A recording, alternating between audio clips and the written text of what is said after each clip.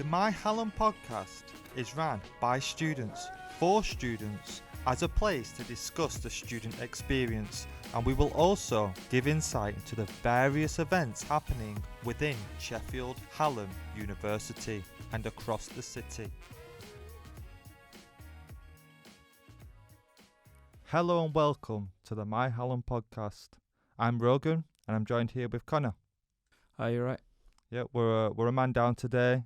Joe is sunning it off somewhere lovely on holiday. In today's episode, we're going to talk about earning money and really the need to earn money as a student, which is a very important discussion, I think, to have.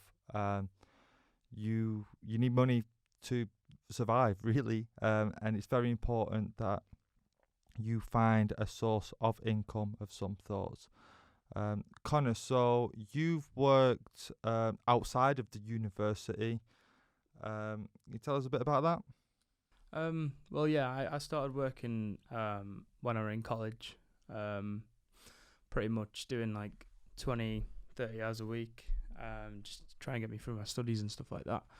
But when I came to university, obviously, I didn't understand that the workload was a lot more intense than college was.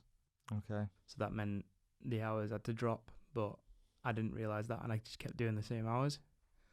I would say having a part-time job is essential for keeping your life in balance and making sure you've got enough money to live and eat and do things that you want in your social time. Yeah, because I know especially around freshers, but throughout the university year, there are various events, that as a student you really want to go on. That you'll find events related to your course, events related to your hobbies, and you don't. University is about taking advantage of opportunities, and not all those opportunities come directly through the course.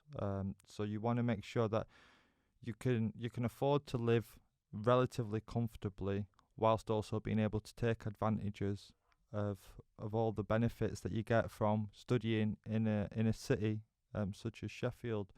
So you've worked what we'll call off campus. Yeah. And what I think one of the problems with that is you'll find that they're not as respectful of the things you've got to do on your course, of giving you certain time off. Yeah, 100%. They what I've learned about businesses and big businesses, they're not really bothered what you're doing with your life or your studies. They just care about what you can work and what you can do for them. Yeah, I worked in my first year. I worked in a store, and that was purely weekend work, and that worked for me. It never infringed on my week, so my university studies were all safe.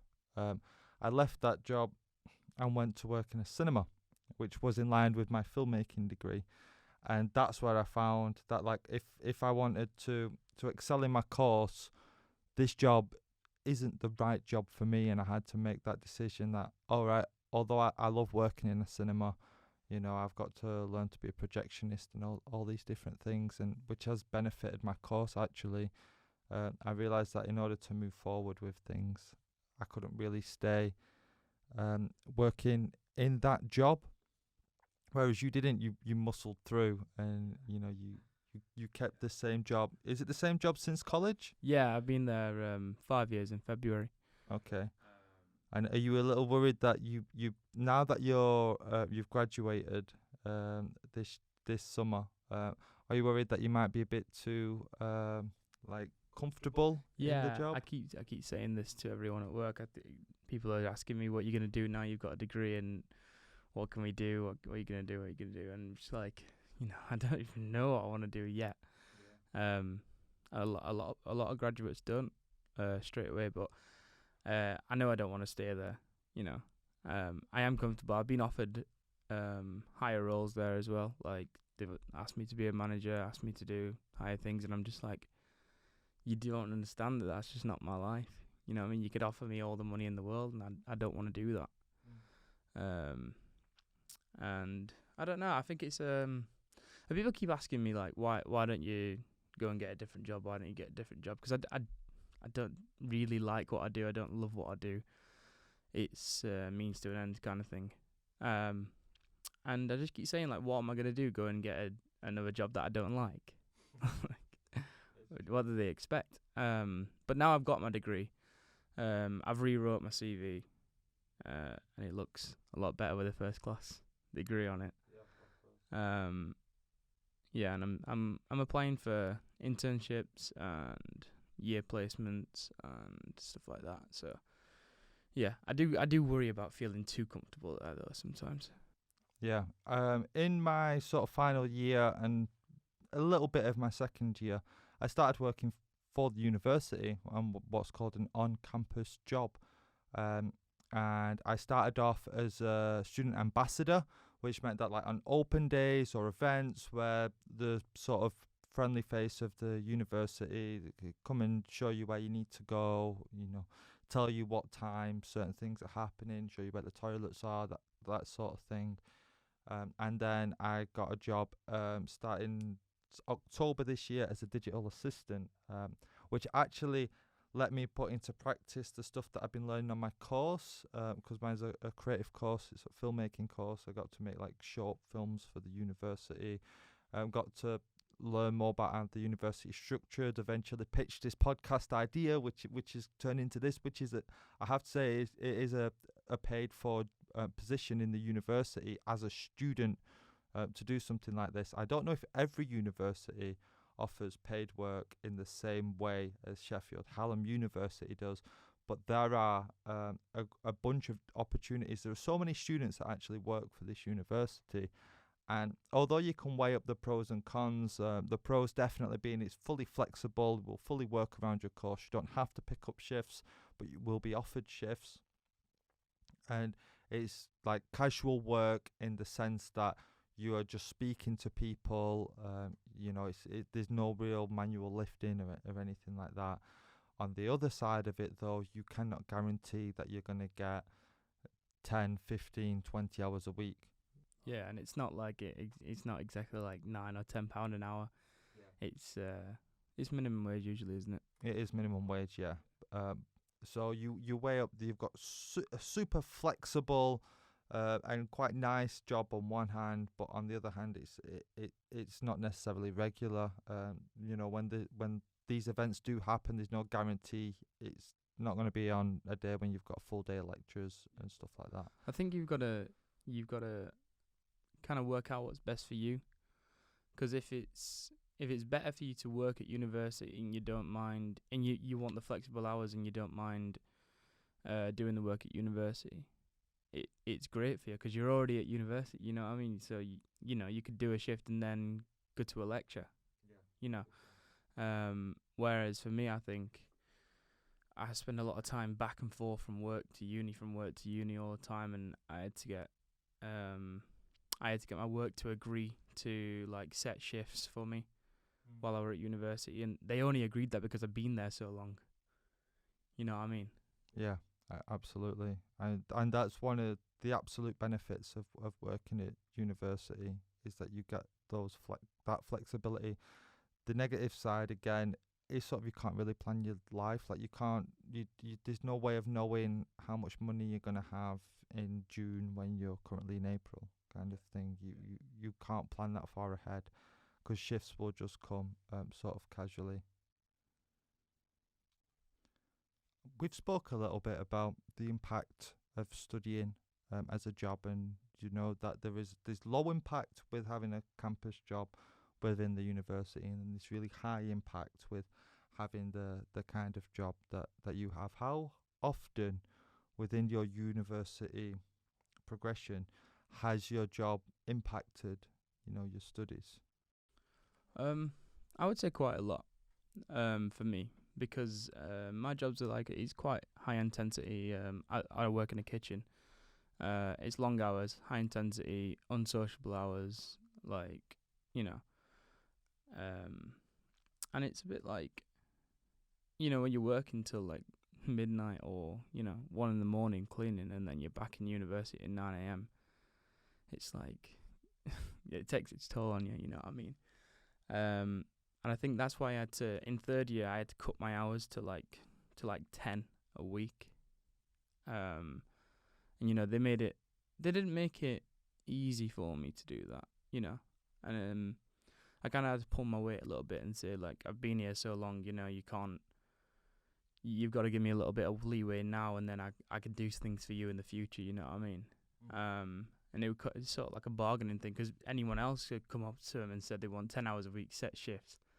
They would have just said no, and you would have been out of a job. And would you say this is a benefit of like staying in the same job over a length of time? Yeah, it's I'd imagine you're now considered like the OG. Yeah, know, that's like, what I mean. Like the Yeah, old guard. I've seen like 4 turnover of staff and managers, and everyone looks to me and like ask me stuff. Like even on my day off, people phone me and ask me what the code to the dry stores are, because no one knows it, and like say, this person's come in, like, we used to work here 4 years ago. Do you know them? Like, always do. And in that sense, would you recommend, staying in a job for the whole time you're studying, from college to university, if you can, or do you think actually you'd have benefited from maybe trying a few different jobs over that period of time? I think if I were more mindful about what the university were offering with their jobs, I might have gone for an on-campus job, just because working off campus is just so hard while you're studying. But once you get comfortable somewhere, it's hard to leave. Like, you make friends at work and you start going out with them, and they start becoming part of your life. Like for me, in first year I lived at home, but in second year I moved out with someone that was at university but also worked with me. Okay. And that that moved me into town, and it started making me go to university more. But I'd say it's kind of just for you, how you feel, what you can do. And every one of my friends that went to university, from my social group, they didn't have a job while they were at university, and they just couldn't hack it. And it's all right if you can't, if you can't hack it. Like, if you got too much on, don't push yourself. But like, I think that's where on-campus jobs come into play, because they're not high intensity, they're not hard, they're not necessarily hard to do. You can walk in and do a day's or 2 days work, and you just feel like you've been at uni in 2 days. That's fine. It's an interesting thing you bring forward as well, the social aspects of having a job. And in Sheffield specifically, I can't really speak on other cities and towns that have universities, but in Sheffield they employ a high amount of students, or through the shops in the Meadowall, through the shops in the city centre and pubs and bars. You'll find majority of staff actually within the city centre, at least those that work on a part-time basis, are students. So there is a great way to network by getting a job, and some of the best people I've met, like in my life right now, I've met through work rather than through the people that you live with or the people that you study with. And then it comes down to, so we've talked about like the impact that jobs have on studying. I wanted to look at the other side of it and look at that work-life balance, because once you've got a job, you're now working at university, you're now working in a job as well. So the whole like work side balance of your life has just, got a lot heavier. And then you don't have much time left for yourself, for the life aspects that you have to maintain, or this will drive you crazy, in all honesty. So do you think it's easier to have a work-life balance with a job? Because on the one hand, you have less time, but you're also given money to enjoy your time, providing you use it wisely. Yeah, that's a good point. I think I've never been out of a job really since I've been able to work. So I don't really know life without a job. And I was always like, I always had to get my own money. I didn't get given anything, and like probably like you did as well. Like, I didn't really get given anything just to play with. Like, I was always taught, you've got to earn your own money to enjoy your time, and that's just how I went about it. But I think if I didn't have a job, I think that would make me more complacent. And I knew a lot of, especially the guys that I live with in second year, I don't think one of them had a job apart from me. And I did get up at like 12 in the afternoon and do nothing all day, and I'd get home at night and they'd still be sat in the same position on the couch, and I'm like, what are you doing? I've been to work all day. And I get home from work maybe at like midnight, and they'd be coming in from drinks or going on a night out. Okay, this is interesting. Like, so do you think that having a job motivated you more to enjoy the free time you had, as opposed to somebody that maybe had an abundance of free time, probably didn't make the most of it? Yeah, I think me personally, I'm a firm believer in that. Like, you know, um, if you've got a job, and you're working towards something, or you're working for something, like to maintain the lifestyle you live. Like for me, for example, like I like going to the pub with my mates, and going out for food like once a week. But if I didn't work, I couldn't do that because I couldn't afford it. And I think, when you've got a job, you can justify doing stuff that you like a lot more. But yeah, like you say, like I think if you've not got a job at all, it might make you a little bit like complacent, and you don't want to be doing uni work all the time. I feel like for me, if I'm doing nothing, that's like the worst thing for me, because like I feel like I'm wasting my time. So if I'm doing uni work, I'm doing uni work. If I'm at work, I'm at work. And if I'm enjoying my free time, I know that I'm going to work tomorrow or I'm going to uni the next day. So, for students that are going to study this year, next year, maybe already in the second, maybe going into the third year, studying can be very difficult without money, and it can also be very difficult whilst trying to earn money. So, if I could give any recommendations to students, the first one would be financial awareness. It would be knowing how much a day costs you to live, how much a weekend costs you to live, being aware of where you're spending your money. Do you spend £6 a day on coffees? I'm not saying you shouldn't spend £6 a day on coffees. I'm just saying be aware that a day of coffee costs you £6, and how much you spend on food. And once you start spotlighting where you're actually spending money, you'll find that you'll be finding ways of reducing the amount of money that you spend.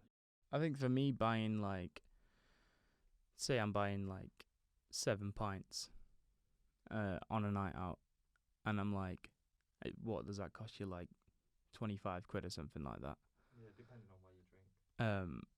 And I'm thinking, how many hours I've got to work to get that back? Yeah. And is it worth the hours that I worked to spend it on this? Do you know what I mean? Yeah. But sometimes you can just, you can treat yourself. Obviously, you don't have to be crazy about your money, but just like you said, be aware about it. And I think financial awareness is the one of the most important things while you're at university, because you can find yourself in a hole where you start spending and you just think it's all right, and then you spend more the next week, and if you're not earning anything, then you're putting yourself in deficit, and it's not a good way to live your life because it stresses you out even more. You start worrying about money. It's like another thing on top of your studies and on top of back to the work-life balance kind of thing. Yeah, you don't want to be worried about money. If right, I drink 7 pints when I go out, then you know that a night out costs you £25. Just by being aware of what it costs, and then it's not even like you can look at whether you can afford it or not, because odds on as a student, you're probably going to spend the £25.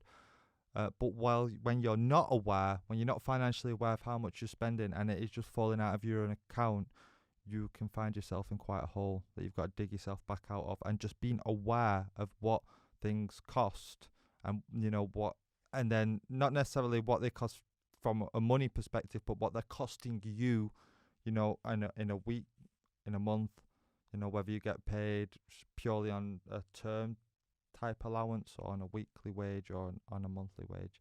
once you know what things are costing you, and only once you know, you can then start looking at budgeting, and start to narrow down and put little pockets of money in place for certain things. I think for me, budgeting was quite an easy thing to do because the way I worked out was that I would pretty much pay for my bills and my food with the part-time job that I had, and everything else I left to my student loan. Okay. And obviously I tried to save as much as possible while at university. It's not really possible to save money while you're at university. You've got to put the money in place where it needs to be. Yeah. And I think budgeting, if you can, it's great if you can sit there like at the start of the week and write out all the things that you need for the week, your travel costs, your food costs, what your bills are going to come out, and if you could afford to have Spotify Premium or not, you know what I mean, and to look at what you can and can't afford. It's really important for you, I think. Yeah, and then once you're financially aware, you've got a budget in place, and now you can look at your time, and you can start to manage whether do you need X amount of money to live the best version of your budget, and that will take Y amount of time working, and then you can start to figure out what kind of job is better for you. And then and it goes to the thing of, especially if you're looking to study here in Sheffield, I really do recommend the on-campus jobs as a flexible form of income. But if you've got a type of budget where you're like, okay, I am Y amount of money short every month, then you're probably better off getting an off-campus job where you're getting a set amount of, you've got a 10-hour or a 12-hour or a 16-hour contract, you're going to be given those set amount of time. It's then a case of trying to almost protect your studies from your work, and try to not let one fall into the other. Every single person's story and journey in financial expenditure is different. And just because one thing works for Connor or one thing works for me does not necessarily mean it should work for you. Yeah, like I say, I think obviously I'm a little bit strong-willed, and I'm a little bit like, I feel like I could do everything on my own. But that, it only comes with like, you can only do as much as you can, and I don't think, it's a lot of the things we've said today is easier said than done. That's like my final point on finances and budgeting. It's a lot easier to say that you're going to save and finance and budget than it is actually doing it. But if you're aware, like we said, it's a lot better than being unaware and then finding yourself in a hole. Yeah, and if you do find yourself in a hole, please talk to somebody, whether it's a friend, an academic advisor, or anybody. Don't find yourself in a hole and alone, because you are not alone. You're never alone.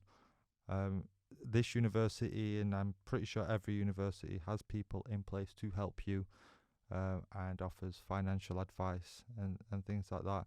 And on a last note, I'd just like to say there's an alternate way of earning money that neither of us have talked about, because neither of us have really done. But you could start a business of some sorts. There are many opportunities. You could start a cleaning business. You could start a dog walking business. There are other enterprising ways of earning money. Remember, you are unique. You are different to everybody else, and the way you will live and earn money should be that way as well. Thanks, Connor, for sharing your story today. I've had the opportunity to share mine a little bit. I hope it's helped you. All the best for the future. Thanks for listening, guys.